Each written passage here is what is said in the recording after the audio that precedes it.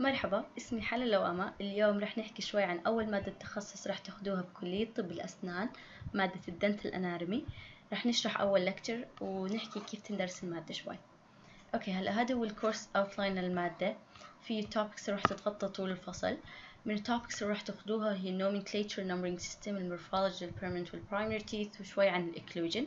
بالنسبة للريكومندد بوك هو Wheeler's Dental Anatomy, Physiology and Occlusion. كيف تندرس المادة؟ المادة باختصار بتندرس من سلايدز بوفرها الدكتور، وبنرجع للكتاب مشان الفيجرز والبيكتشرز الموجودين فيه. هاي صورة للكتاب. هلا بالنسبة للشيتس بيعتمد إذا دكتوركم بيسمح بموضوع الريكورد بمحاضرته أو ما بيسمح. لا. Lecture number 1, Introduction to Dental Anatomy. Humans dentition is diffident، يعني humans do have two sets of dentitions. أول set هو البرايمري، تاني set هو السكندري. البرايمري أو deciduous dentition يعني بيكون عندنا 20 teeth وبيكونوا incisors, canines و molars و they are smaller in size. السكندري بيكون عندنا 32 teeth وبيكونوا incisors, canines, premolars و molars و they are bigger in size. زي ما انتم شايفين البرايمري ما عندهم premolars، أما بالسكندري بيكون عندنا premolars. شو يعني incisors, canines و premolars و molars؟ هاي الصورة بتبين لنا في عنا مجموعة أسنان بنسميهم incisors، هاي الأسنان بنسميها canines، والأسنان اللي بالأصفر بنسميهم premolars وبالأخضر molars. نيجي الموضوع شو يعني deciduous وشو يعني permanent. الديسيدوس اللي هم البيبي أو البرايمري تيث، يعني الأسنان اللبنية، والpermanent dentition هم الأسنان الدائمة. ممكن سؤال يخطر عبالنا اللي هو why do we have to have two sets of teeth؟ ليش بكون عندنا أسنان لبنية بعدين بتبدلوا لأسنان دائمة؟ الجواب ببساطة هو the jaws have to accommodate the increased number of permanent teeth and their bigger size. يعني بيكون عندنا عدد أكتر وحجم أكبر في حالة permanent teeth، مش زي الديسيدوس بيكون حجمهم أصغر وعددهم أقل من permanent teeth. لا، موضوع dental formula بدنا نعرف أول شغلة إنه I stands for incisors C stands for canines PM stands for premolars M stands for molars. هلا هون هدول incisors اللي بالأحمر canines، اللي هون premolars وهدول molars. في حالة deciduous teeth they are indicated by the letter D before the initial، فبيصفي عنا DI بدل I deciduous incisors والI incisors، C canines DC اللي هم deciduous canines، وزي هيك بالنسبة للpremolars والmolars. كيف بنكتب الفورمولا؟ عندنا طبعا two formulas، واحدة للديسيدوس والثانية للpermanent. نكتب أول إشي ال DI وال DC وال DM، وبنشوف كم عنا deciduous incisors بالupper teeth وكم عنا deciduous incisors بالlower teeth. طبعا عنا بيكون عنا 2 deciduous incisors بالupper، طبعا أكيد بيكون عنا 2 بالlower، 1 بالupper و 1 بالlower بالنسبة للcanines، والmolars بيكون عنا 2 بالupper و 2 بالlower. هلا هاي الفورمولا بتغطي لنا one side only، فال one side بيكون فيه 10 أسنان، بالنسبة لل 2 sides بصفي عنا 20 سن لبني. بالنسبة للpermanent teeth الانسايزرز بيكونوا 2 بالupper و 2 بالlower، و 1 canine بالupper و 1 canine بالlower، 2 premolars و 3 molars، نفس الاشي 2 premolars بالlower و 3 molars بالlower. ال one side بيكون فيه 16، بال 2 sides بيكون عندنا 32. Quadrants. Tooth bearing region of the jaw can be divided into 4 quadrants. عندنا صورة extra بتبين لنا هذا الاشي. As you can see عندنا two lines. أول line بين لنا الميد لاين، فهذا السايد بيكون right وهذا السايد بيكون left. occlusal plane أو هذا اللاين بين لنا أنه موجود عندنا الماكسيلري أو الفك العلوي والمانديبولار اللي هو الفك السفلي. فكل quadrant بيكون له اسم. هذا الكوادرنت اللي هو right maxillary لأنه هذا السايد right، وهذا maxillary، left maxillary، left mandibular، right mandibular. بالنسبة للأرقام الموجودة هون بالpermanent teeth أوكي بيكون عندهم الأرقام من 1 ل 4. نمشي clockwise 1 2 3 4 من رقم الكوادرنتس. بالنسبة للبرايمري أو deciduous teeth بيكون عندهم النمبرز من 5 ل 8، 5 6 7 8. فكل كوادرنت بيحتمل يكون له رقمين، واحد في حالة البرايمري واحد في حالة البرايمري وواحد في حالة البيرمننت. فالرايت maxillary بيكون إما 1 أو 5، الليفت maxillary بيكون إما 2 أو 6، left mandibular بيكون عندنا إما 3 or 7 right mandibular بيكون عندنا إما 4 or 8. هاد فكرة كمان نفس اللي شرحناه، إنه هاد الquadrants إما 1 or 5 2 or 6 3 or 7 4 or 8. هلا هون عندنا صورة مهمة، لازم نحفظ أسماء الأسنان، لأنه كمان شوي رح نيجينا موضوع النمبرينج سيستم. كل سن بيكون له رقم معين، ولازم نكون عارفين اسم السن بالكتابة مشان نكتب اسم السن بالأرقام. أوكي، الأبر تيث عندنا central incisor، طبعا أكيد في عندنا هون midline، فاللي بيصير على هذا السايد بيصير على هذا السايد نفس الشيء.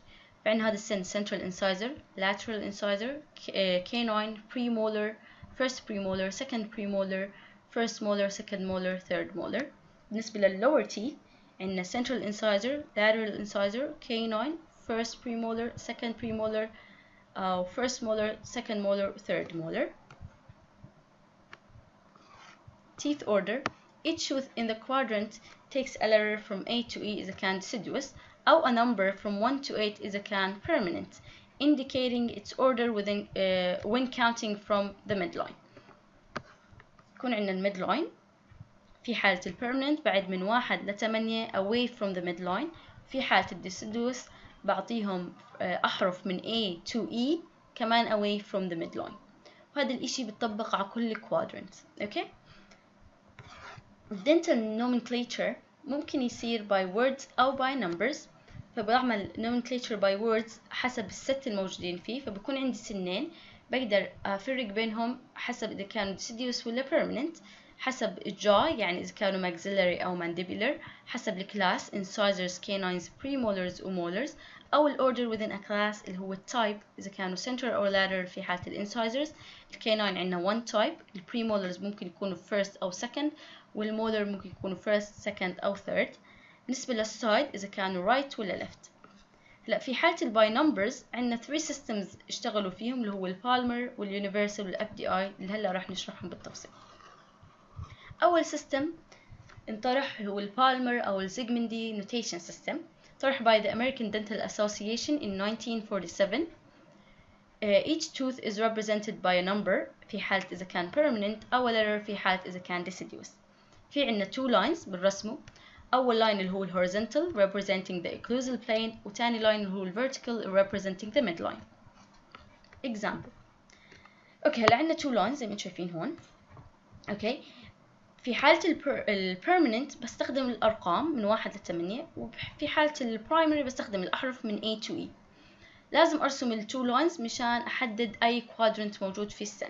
أوكي عندنا هون maxillary right central incisor. بما أنه maxillary بروح على هذا السطر right this side، فبصفي عند هذا الكوادرنت. أوكي بده central incisor. بنعرف central incisor من النمبرينج أنه باخذ رقم 1، فبحط ال 2 lines زي هيك وبحط رقم 1 which represents هذا السن. في عندنا سن تاني اللي هو mandibular left second deciduous molar، فأكيد راح يكون حرف بما أنه mandibular هاي الجهة left this side second deciduous molar فأكيد E، فبحط 2 lines indicating which quadrants هذا السن موجود فيه. فهيك بصفي رمز هذا السن. أوكي it's super easy. كل اللي علينا نعرفه أنه هدول 2 lines. أوكي وأعرف أعد away from the midline، وأعرف كل سن شو رقمه سواء بالبرايمري أو شو سواء بالبرمننت أو شو حرفه في البرايمري. هلا السيستم نمبر 2 اللي هو Universal Numbering System. هلا نعرف انه بالبالمر في difficulty بالكيبورد تايبنج، خاصة انه في lines لازم ينرسموا. فال ADA اللي هي American Dental Association adopted the universal system in 1968. فاتخذوا ال uppercase letter for deciduous teeth وال numbers for permanent teeth. فبلشوا clockwise يعدوا من 1 ل 32 في حالة البرمننت، ومن A to T في حالة الديسيديوس. فببلشوا طبعا من الماكسيلاري رايت سكند مولر اللي هو بهذا الكوادرنت للمانديبولار رايت سكند مولر اللي هو بهذا الكوادرنت. It's super easy. كل علينا انه نبلش نعد من 1 ل 32 clockwise، و from A to T كمان clockwise في حالة الديسيديوس. اوكي هلا third system اللي هو ال FDI Numbering System. It was proposed by the FDI و adopted by WHO. Each tooth is allocated a 2-digit number. أول number اللي هو left number designates the quadrant وال right designates the tooth order. كيف؟ حكينا إحنا في حالة ال permanent الكوادرنتس باخذ الرقم من 1 ل 4 clockwise، وفي حالة ال primary باخذه من 5 ل 8 clockwise. هيك خانة العشرات خلينا نحكي بتمثل الكوادرنت الموجود فيه السن. بعدين بالأحاد ببلش أعد من 1 ل 8 في حالة البيرمننت ومن 1 ل 5 في حالة البرايمري. أوكي؟ فبصفي السن إله two numbers. left designates the quadrant اللي هم من 1 ل 4 أو من 5 ل 8 right designates the tooth order.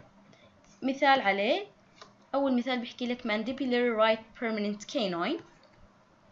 باجي هون بده mandibular right، ف this side is right had mandibular. بده canine، نعرف الcanine number 3 فبصفي 43. maxillary left deciduous lateral incisor بده maxillary left this side. بده lateral incisor اللي هو number 2 فبصفي رقمه 62. it's easy بس بدها شوية practicing و it's super easy. okay هلا types of dentitions. 3 types: diffidence, manifidence and polyfidence. diffidence حكينا مثل الإنسان عنده 2 sets of teeth أو 2 generations of teeth. manifidence single generation of teeth. والpolyfidence more than 2 generations of teeth. حاطيننا كائنات على كل type. عندنا إشي اسمه الهوميدنس والهيترودنس. هوميدنس يعني teeth in the jaw are alike مثل الاليجيتر زي هاي الصورة. طلعوا الform of the teeth نفس الاشي. اما هيترودنس زي الانسان كل سن شكل. في عنا الانودنتشيا. انودنتشيا هي absence of teeth. بالهيومنز هي pathological condition. ممكن يكون عندنا complete أو partial. complete يعني كل الأسنان مفقودة. partial يعني one or few teeth are missing. هيك بنكون خلصنا أول lecture. ال suggested questions اللي ممكن يجوا عليهم أو هم إجوا عليهم إجانا مثل هيك سؤال ومثل هذا السؤال. ممكن يجيب لك الرقم ويحكي لك مثلا بال FDI notation system هذا الرقم represents أي سن، فأنت تحط ال two lines ونبلش نعد حسب السيستم الموجود عندنا. أو ممكن يعطينا الاسم السن ويحكي لك بدي رقمه بمثلا universal numbering system. Okay, good luck.